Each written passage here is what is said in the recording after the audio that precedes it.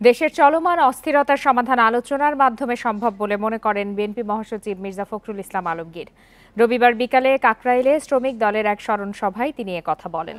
সভায় প্রয়াত বিএনপি নেতা আব্দুল্লাহ আল নোমানের রাজনৈতিক জীবনের নানা দিক তুলে ধরেন বক্তারা।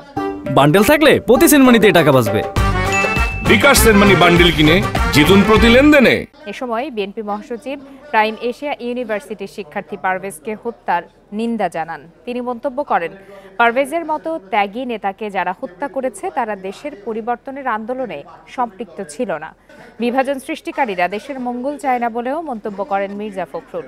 দেশে অস্থিরতা চলছে উল্লেখ করে বিএনপি মহাসচিব বলেন, ধৈর্যের সাথে আলোচনার মাধ্যমে সমস্যার সমাধান করতে হবে।